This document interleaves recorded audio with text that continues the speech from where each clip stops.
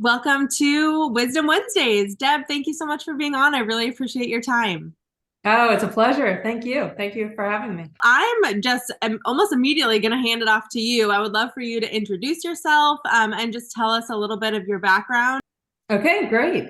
Well, I'm Deb Dubois, and I'm the president of the MBA Open Source Foundation, which is the charitable arm of the Mortgage Bankers Association. And I've been in this role for going on 6 years, and it's been a wonderful 6 years. Remarkably, I've seen a lot of changes in 6 years in the market and also in, I think, people's not attitudes per se, but engagement with philanthropy, which has just been absolutely wonderful. And I come to this role from I would say a career in nonprofits, from a variety of perspectives and variety of causes, but almost all of it, all of my experience in nonprofits and in charities and in philanthropic work really has to do with being able to tap into someone's soul and what they believe in and what they value, and being able to match that value, that personal ethos and that personal mission with a company that shares that mission. So it's been a wonderful. I feel very gifted and very grateful to be in this role. I have always been drawn, I think, to kind of the charitable foundations of whatever company I work at. And then I always try and give back. I know, especially coming up on the holidays, it's always kind of that season of giving. You always see it. But I really feel like it's something that's important year round as well. I know people give more around the holidays because it pulls at the heartstrings and you feel a lot more emotion around the holidays. But I really do. I love kind of being involved with an organization that has the philanthropic arm as well, because I really do feel like it's so important. And we'll get into that. How did you get into, I know you said that you've worked at nonprofits for most of your career. How did you get into that space first? Well, I often tell people that I fell and couldn't get up, but the reality is, I think that the best leaders are the leaders that do what they do best. And so you have to be able to find a mission, an organization, a scope of work that taps into the best of you. And for me, being able to work in a space that is really grounded in not just philanthropy, but in gratitude, I think you become a successful leader, which is why I believe that to be a great leader, you have to be a charitable leader. You have to be a generous leader. And so coming into this role as the head of the foundation, really, I bring with it not just years of experience, not just time spent in other organizations with missions, that very, very worthy missions, but I bring a personal perspective and a personal ethos and mission-driven work ethic. And I think, so for me, being drawn to this role really was grounded in not just a desire, but a fulfillment in helping others. And thankfully, the real estate finance industry is by and large one of the most generous organizations, one of the most generous industries that I've ever come across. And I truly believe it's because people in this industry understand the double bottom line. They understand the value of giving back to their communities, that it's not just a one-way street. For the people that maybe have not, maybe they've heard Open Source Foundation, can you go into exactly what the Open Source Foundation is? Absolutely. So we were founded in 2011, again, as the charitable arm of the Mortgage Bankers Association, but it was really the MBA created an arm that would allow its members and for the organization to give back to the communities. And so the way to do that is, the way we've chosen to do it, is to provide mortgage and rental assistance grants to families with critically ill or injured children. And so we started with a single hospital here in DC, and we worked with social workers who were on the front lines of identifying the families most in jeopardy of losing their homes while their child was ill. And so we started with just mortgage grants, but that quickly expanded to rental assistance and to mortgage. which remains a big part of the grants that we provide. But I would say that since 2000, and we launched that program called the Home Grant Program in 2012. And since 2012, we have provided more than 15,000, almost 16,000 grants to families across the country. We have provided more than $24 million in housing support, and we've grown from one network hospital to 13 network hospitals in 8 states. And it is solely due to the generosity of this community. And it is entirely because this community, the real estate finance community and MBA in particular, the members of MBA, know the value of investing in their communities in which they live and they work. And they also understand that while there isn't a financial return on that, there is a return that can be quantified, can be qualified from strengthening their business engagement with communities, stronger employee morale, and just a better way of running a business. Those are incredible numbers when you think about it and how much ODF has grown. And I mean, that's a testament to you as the leader of that. And I mean, it's just incredible. So I applaud the work that you guys do. It's absolutely amazing, the help that Opens Doors is providing to those families. Thank you. It's I tell you, one of the best parts of this job is when you hear from a family that received a grant about how grateful they are, which is why, again, I go back to philanthropy is about gratitude. And the emails and the letters that we get from families who never expected a stranger to step in and help them keep their home, the gratitude and the enormity of their gratitude is overwhelming at times. And I'll give you an example. We got an email from a family called the Ridlands, and they had a newborn baby named George, and George spent almost 10 weeks in the hospital after he was born. And we got a letter from the parents. They received a mortgage grant. We got a letter from the parents telling us that they were so excited and humbled when they got our letter informing them of the grant that they put the letter in George's baby book so that when George grew up, he would know the kindness and generosity of strangers. And it's that kind of impact that we see across the country. 15,000, almost 16,000 families have shared in that kind of impact. And so when people think about philanthropy and they think about what it means to give $1, $10, $50, being able to see the connection between that $50 or that $10 and what it means to a family that just needs a little help to get from the 30th of the month to the 1st of the month, the value of philanthropy skyrockets. Yeah, it really, especially as a new mom of a 9-month. When Max was born, he spent 3 days in the NICU, and those 3 days were the most excruciating days of my life as a brand new parent and a brand new mom.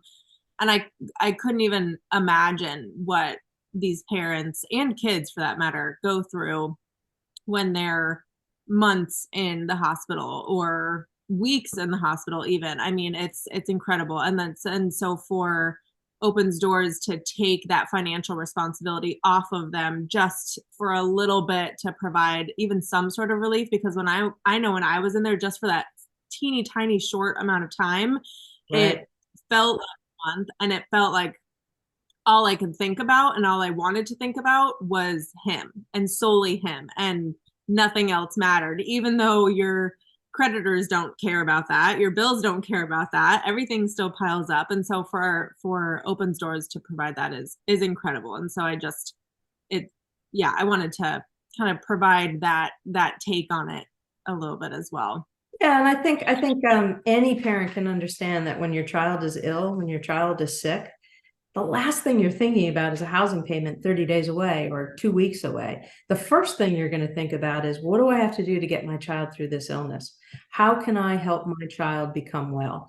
And everything else takes a back seat. And so when you think about a family with, let's say, a 5-year-old who's been diagnosed with cancer sitting in a hospital room alone, hooked up to all these tubes and cables because his parent has to go to work in order to pay the mortgage or the rent. That's just an unimaginable absence and void somebody must feel in their heart. It's a terrible situation to put parents in. They should not be in that situation. Absolutely. I wanted to touch on something you mentioned a little bit ago on kind of the amount. I think some people, when they hear charity or they hear philanthropy, they know in their heart that they want to give back, but they also might be strapped for money or financially burdened. Or I mean, everybody has their own issues going on at home. However, that shouldn't stop somebody from wanting to provide something and provide just a little bit. So what are your thoughts on something that maybe wants to help but doesn't quite know how to do it from their standpoint? Right. Well, here's what I would say. There is value in just engaging. There is a value to being part of something. And whether, a lot of people, when they think of charities and they think of philanthropy, they think money. They think I got to give money. But the reality is one person spreading the word about what we do, and if that one person talks to one person and one person talks to another person, I guarantee you the financial side of that will come back to the foundation. It's being able to say, I support the Open Doors Foundation. Have you heard what they do? Oh, they're an amazing organization. They've helped 15,000 families. And they tell somebody who is in the position to give financially to the organization, then that's wonderful. But just spreading the word, creating that movement of engagement with Open Doors doesn't have to be a dollar amount. It can be helping to organize something like a fun run or a virtual cooking class, and the cost of participating in that could be $5. But when you have 25 people paying $5, and then you have those 25 people seeking a $5 match or a $10 match from their company, it's just exponential. So it's just about engagement. It's just about being able to spread the word about what we do, being our own sort of evangelist about the impact. And the nice thing about Open Doors is that we really are the real estate finance industry's charity. We belong to MBA members. We belong to the people who want to engage and be a part of it, and who share the values that we place on helping families with sick and injured kids. So just being a part of it, being able to say, I support Open Doors. Have you heard about them? Let me tell you about them. It's critical to us, absolutely critical.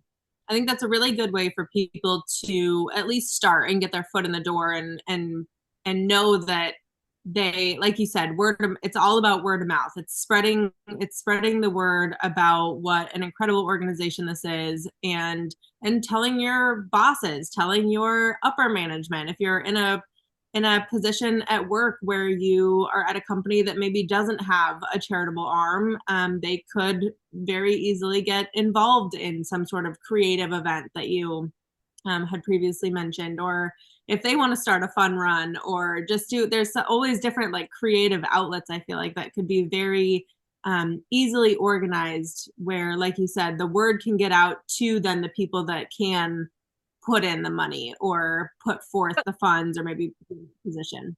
And it's very interesting. So you and I have talked about this in the past, which is, what young and emerging leaders have more power than they know. Young and emerging leaders are tomorrow's CEOs, tomorrow's chairmen and chairwomen. And being able to say early on when they're in a job search, or when they're moving up the ladder in a particular company, being able to say early on, these are the things that I value, changes the minds of people, in leadership positions, to say, if we're going to attract top talent, that means we need to have a charitable giving program, because our new and emerging leaders want to live their values, and they want to be working for an organization that shares some of those values. It may not be the same causes and missions, but it's getting involved. It's making sure that the leadership of today understands what the leadership of tomorrow believes in. And I think that is a very powerful position as a new and emerging leader. And so young professionals play a huge role. And one of the things we also talked about, Ashley, is that young leaders are going into organizations asking for things and expecting certain things. No longer, sort of in 70s and the 80s where you have people going in and saying, okay, use and abuse me. This is a group of people, a population that believes in a personal mission and a personal ethos. And so that can only be good for a company's bottom line, the double bottom line. It can only be good if there's a person in their organization that believes that strengthening connections to community by helping people in their communities will benefit the company. It can only help today's leaders to know that young leaders value that. Yeah. Well, you're definitely preaching to the choir on young professionals being the CEOs and the chairmans and chairwomen of tomorrow. I mean, that's what impact is really moving towards, I feel like. And there's so much opportunity with the young professionals. And if the leadership of today would take note of that and really lean into that, I feel like it will only benefit their companies. I mean, we bring so much different perspectives, so much different ways of thinking, and we bring almost like a challenge, like we're challenging and asking questions and asking, why do we do it this way, and why don't we have a charitable arm, or why don't we do this, and this is what I believe in and this is why it's important. We're not just blanketly asking for things with no value behind them. We're really coming to the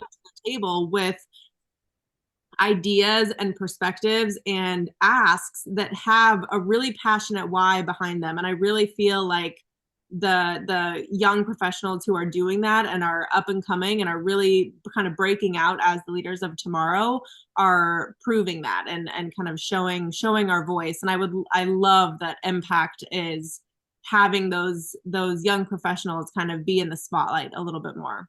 Well, and I will say this. I mean, Impact is the very example of success when it comes to this. I mean, they are a leader in the industry. So, the Impact Fall fundraising campaign was started because a very dedicated, passionate group of Impact folks wanted to give back, and Opens Doors seemed like the perfect vehicle to do that. And Impact went from 0 to 60 in fundraising. And that doesn't mean that people were giving thousands of dollars. It meant that they were engaging and they created these opportunities. Like there was a brewery tour, there's virtual cooking class, there was a virtual yoga, and we'll do everything we possibly can to support people that want to launch fundraisers. We have a great platform that allows people to give online with a dedicated donation portal, but also create that sort of event space, that virtual event space, or even the companion space to a live event.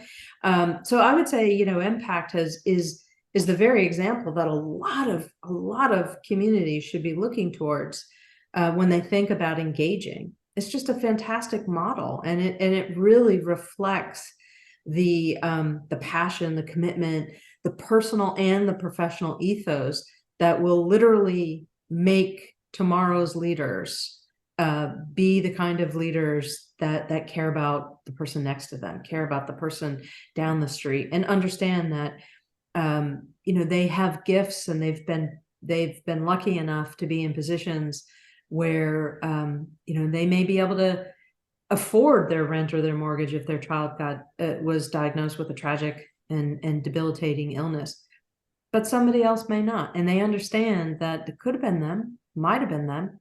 And so it's that personal reflection in today's Impact group that is really it's just, I applaud it. Yeah, well, thank you. I know I've only started with with leading the residential side of Impact just a few months ago. I know Jackie Salazar has done an incredible job with the group for the last couple of years, and she leads the commercial side. So I'm really excited to see where this goes on both residential and commercial, and how we can come together at the summit and make a huge impact. But I think it's great. Well, I mean, we're the beneficiaries, and actually, I should say the families across America are the beneficiaries. So, anytime somebody gets involved in the Impact Fall fundraising campaign, and it's really throughout the year, that was just the umbrella name, but it's throughout the year. Anytime somebody takes on a fundraiser, and it doesn't have to be a big deal. I mean, we've done wine tastings and brewery tours.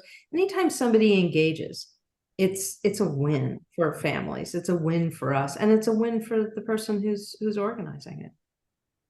Yeah, that's great. Do you have any questions for me at all? Yeah, I would ask you, what do you think motivates young and emerging professionals? What do you think would motivate the impact community on the residential side? And how can we support that?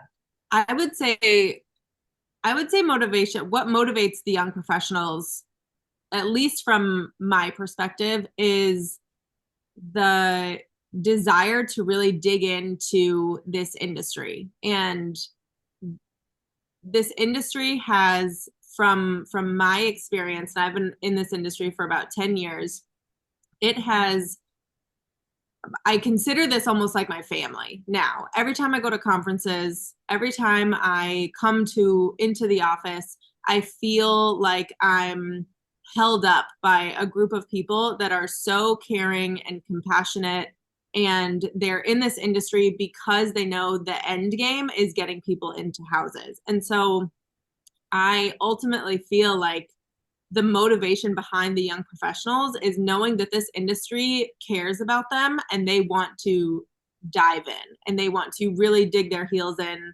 and be in it for the long haul. I mean, we always joke and say that, oh, how did you get into the mortgage industry? Oh, I kind of fell in, but now I've been here for 25 years. There's a reason people have been here for that long, and maybe they've never intended on being a mortgage originator or being the lead of an operations team, but they've experienced it and they've done it and they're still here. And that says a lot about our industry. And I know, especially right now, when our industry is going through such a cyclical time, we're in kind of the depths right now of a really, really tough market.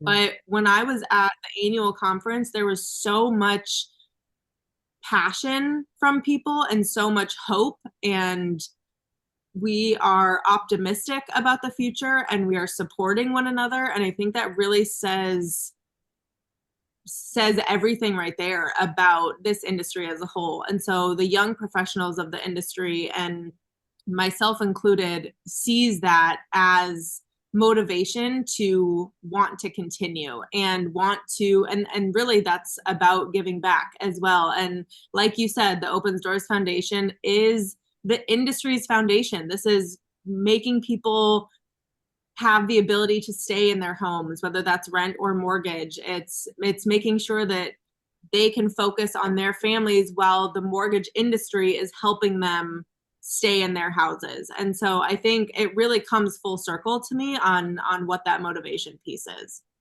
And it's nice because we have some donors. We have all of our donors, to be honest, on the Opens Doors team. They're a model for the next generation coming up. They're a model for that generosity, and many of them, when they give to Opens Doors, will cite two things. One of the things I hear often is, when I was 24, I had my first kid, and he had this complication at birth, and God, I didn't even know how we were going to make it. We had two other, we were taking care of my father-in-law's mother, and so there's a personal connection, there's a personal experience that drives them to giving back. And then the next strongest answer I get from people when I ask why you're involved, they say, it's the right thing to do. It's simply the right thing to do. And this industry, as you said, is about getting people into homes, but it's also about keeping them there. And I think that this industry understands that it's not one phase. It's the lifeline of a family being in a home, and it is, part and parcel to the American dream. And I know people throw that around, but home ownership creates the kind of stability for a family, the kind of comfort, that when times are difficult, boy, you need that comfort, you need that stability. And housing insecurity, especially when you have a sick child, just delays recovery. And it's and I think our donors know that. The other thing I'll say about our donors, as the market is, going up and down and cyclical, is that we are so fortunate that we do not have one and done donors. We don't have big major donors who say, this year I'll give to them and then not give back, for another year or so. We have major donors who, even though some may have had to take a pause in this market, they've had to reduce their giving.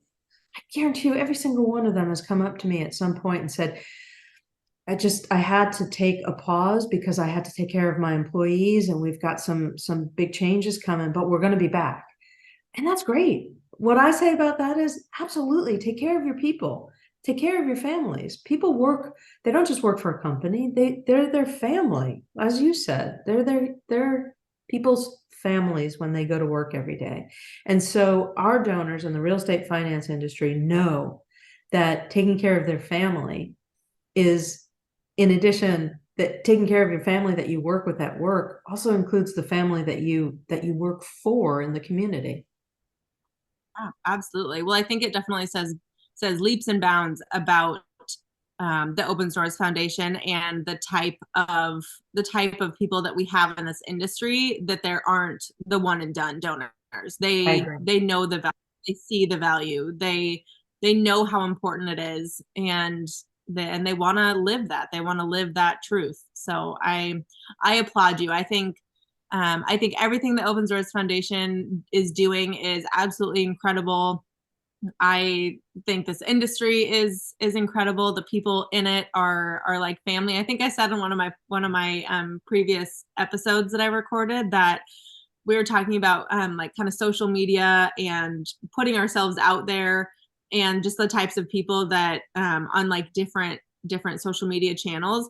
I feel so much more comfortable putting content on LinkedIn because it's my work family than I do on like my personal Instagram page, because I don't know them as well, or I don't like, I feel like I'm judged a little bit more, I feel like, on that platform.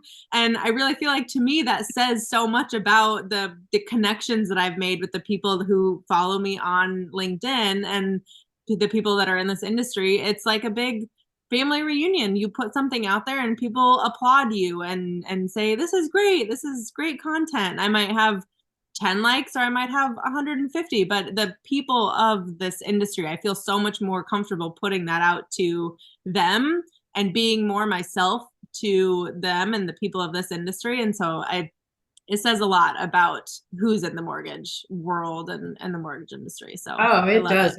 And like I said, I have been in nonprofits, mission-driven work for, the better part of 30 years. And this industry and this cause, keeping families with critically ill or injured children in their home while their child's in treatment, is just something that is so fulfilling, so gratifying. And we couldn't do what we do without people like you and donors across the MBA membership. We just couldn't do it. And so that's why I like to say that opens doors really belongs to the real estate finance industry. It belongs to the members of MBA. Well, is there anything else to wrap up? Well, I would just repeat what I said in the beginning, which is it's really important that I think young and emerging leaders understand that to be a great leader, you have to be a charitable leader, and you have to tap into your own personal well of gratitude to understand how important it is to give back to the communities in which you live and work. I would just underscore that. And I think there are leaders in this industry you can look to who do that. Well, thank you so much, Deb, for being with us on Wisdom Wednesdays today. I really appreciate your time. Thank you, Ashley. I really appreciate it. Thanks again.